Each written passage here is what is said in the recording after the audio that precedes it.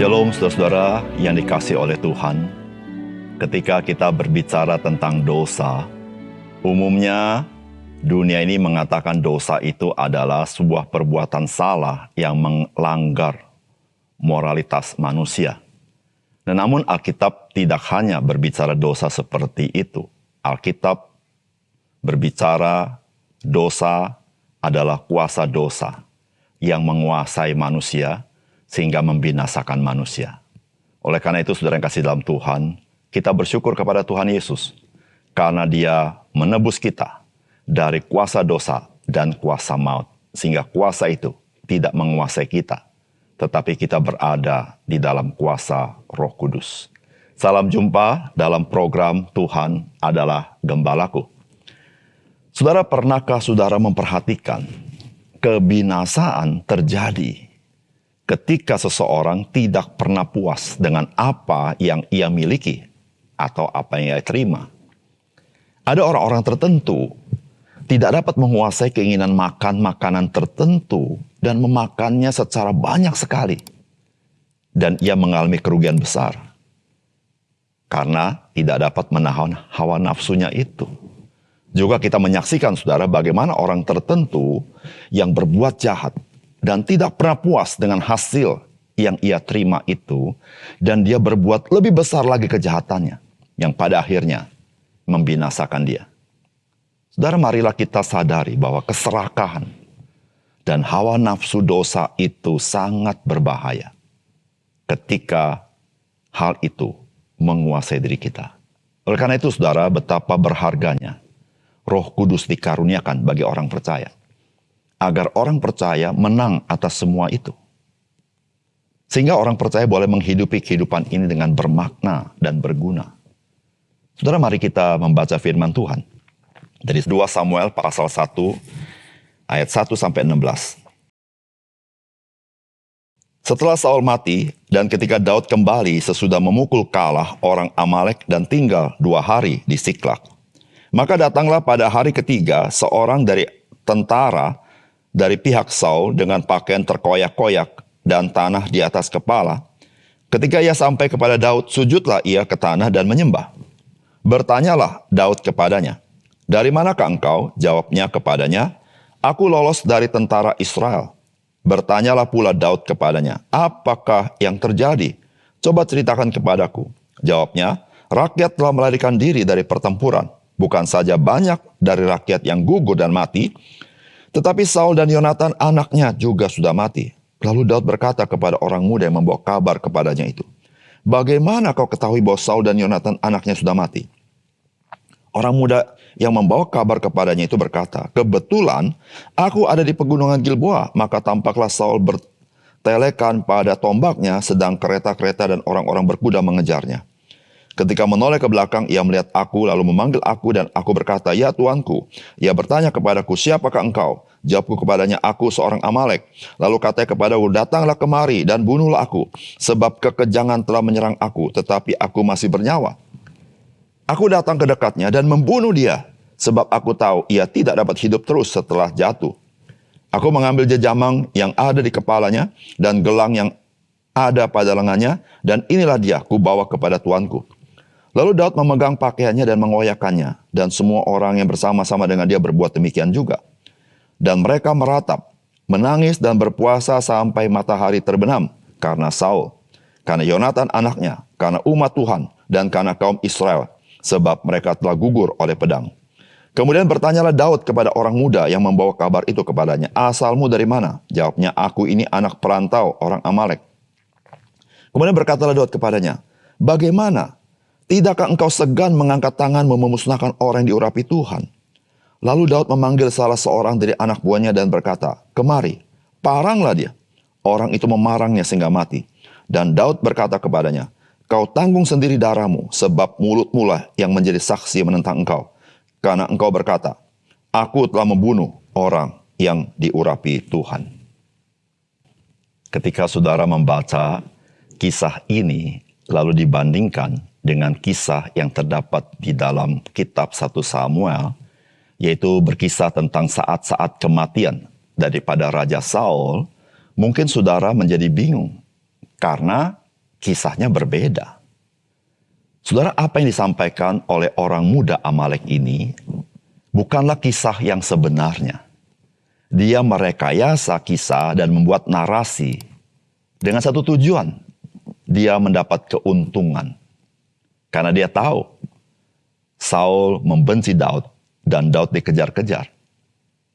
Saudara, bukankah hari ini banyak menemukan narasi-narasi yang dibuat begitu masuk akal? Sekadar mencari keuntungan dari narasi yang sebetulnya tidak sesuai dengan fakta.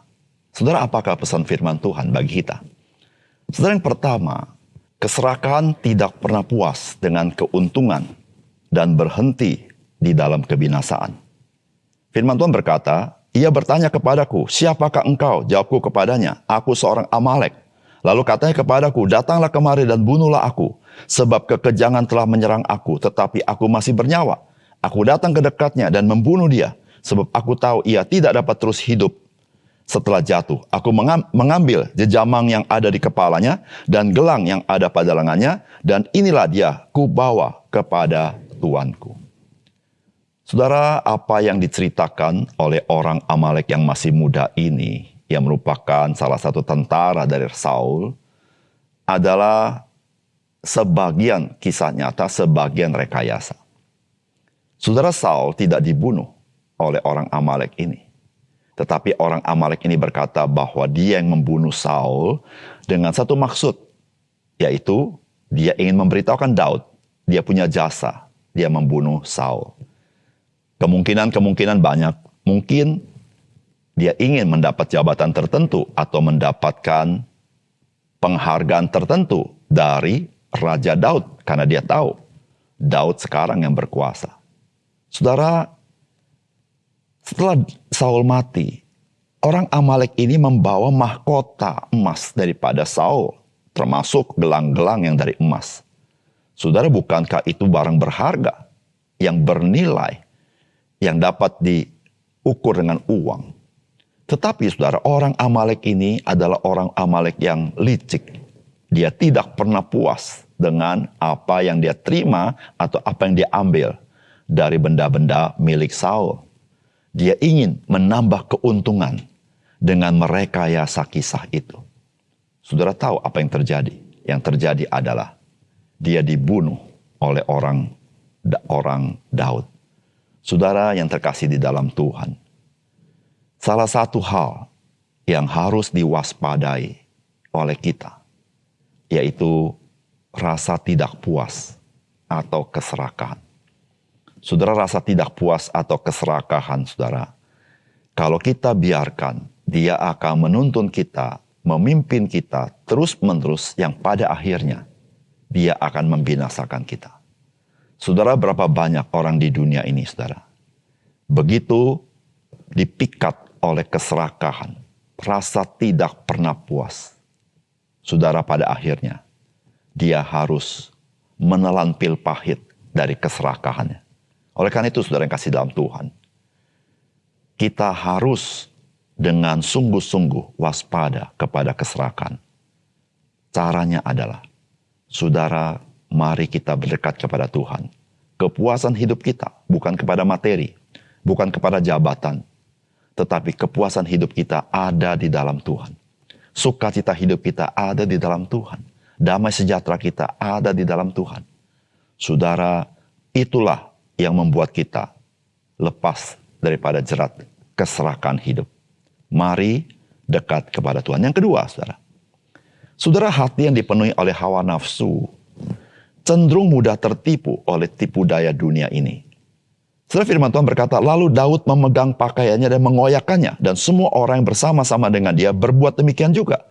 Dan mereka meratap, menangis, berpuasa sampai matahari terbenam karena Saul, karena Yonatan anaknya, karena umat Tuhan dan karena kaum Israel, sebab mereka telah gugur oleh pedang. Kemudian bertanyalah Daud kepada orang muda yang membawa kabar itu kepadanya, asalmu dari mana?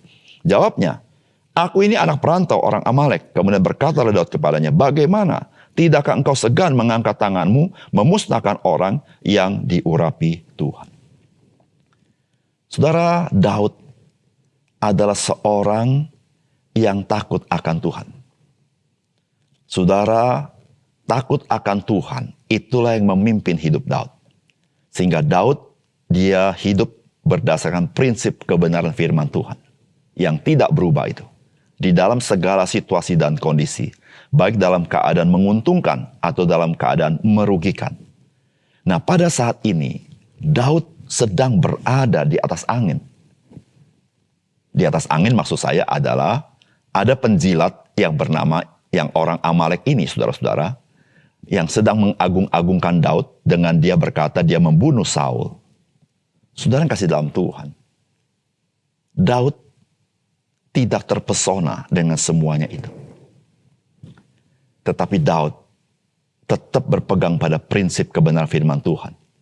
Dia tidak mau menjamah orang yang diurapi Tuhan. Saudara yang dikasih oleh Tuhan, jikalau Daud dikuasai oleh hawa nafsu, kesukaannya, kesenangannya, rasa gembiranya, karena Saul sudah dibunuh, Daud bisa menjadi orang yang rentan tertipu oleh orang Amalek ini. Saudara yang kasih dalam Tuhan, Daud tidak tertipu. Karena Daud, dia bukan orang yang dipimpin oleh hawa nafsu keserakahan, hawa nafsu merasa diri lebih besar, hawa nafsu kekuasaan. Tetapi dia dipimpin oleh takut akan Tuhan.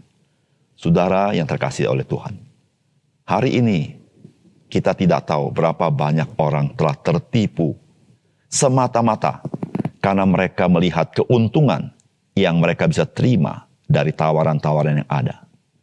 Saudara, mereka kejeblos. Mereka bukan dapat untung, mereka justru buntung, saudara. Mengapa yang terjadi? Karena mereka hidup dipimpin oleh hawa nafsu. Saudara, hidup orang percaya, jangan dipimpin oleh hawa nafsu, tapi dipimpin oleh kebenaran firman Tuhan. Prinsip-prinsip kebenaran firman Tuhan, itulah yang kita pegang, sehingga dunia tidak sanggup menipu kita. Saudara, itulah yang iblis lakukan ketika iblis mencobai Tuhan Yesus. Saudara yang kasih dalam Tuhan, iblis mencobai Tuhan Yesus untuk membangkitkan hawa nafsu, merasa membesarkan diri, rasa ingin berkuasa, rasa independen, sanggup berbuat sesuatu, lepas daripada Tuhan. Tetapi Tuhan Yesus tidak berbuat itu. Tuhan Yesus justru menegur sang iblis supaya dia menyembah kepada Tuhan. Saudara yang kasih dalam Tuhan, iblis dan dunia ini terus memberikan tawaran demi tawaran. Jikalau saudara hidup dipimpin oleh hawa nafsu, saudara adalah rentan ditipu oleh dunia ini. Oleh karena itu, saudara yang kasih dalam Tuhan, mari kita mempunyai hati yang takut akan Tuhan. Pegang prinsip kebenaran firman Tuhan dengan teguh. Kita tidak tergiur dengan tawaran-tawaran yang sepertinya menguntungkan. Tetapi saudara, hal itu melampiaskan hawa nafsu kita. Tapi kita lebih merindukan hidup kita ingin memuliakan Tuhan, menyenangkan Tuhan, betapapun sulitnya. Saudara, kita menjadi orang yang terlindungi dari tipuan dunia ini. Mari kita berdoa. Bapa surga, terima kasih untuk kebenaran firman-Mu. Biarlah firman-Mu Engkau meteraikan dalam hati kami. Kisah yang berharga ini kami ingat baik-baik. Sehingga kami tahu ya Tuhan, kami perlu hidup dekat dengan Engkau. Kami perlu hidup di dalam Roh Kudus. Kami perlu memegang firman-Mu, kebenaran firman-Mu, supaya kami menjadi orang-orang tidak mudah tertipu, ataupun kami dikuasai oleh hawa nafsu keserakahan. Tuhan tolong kami. Terima kasih Tuhan. Dalam nama Tuhan Yesus kami berdoa. Amin.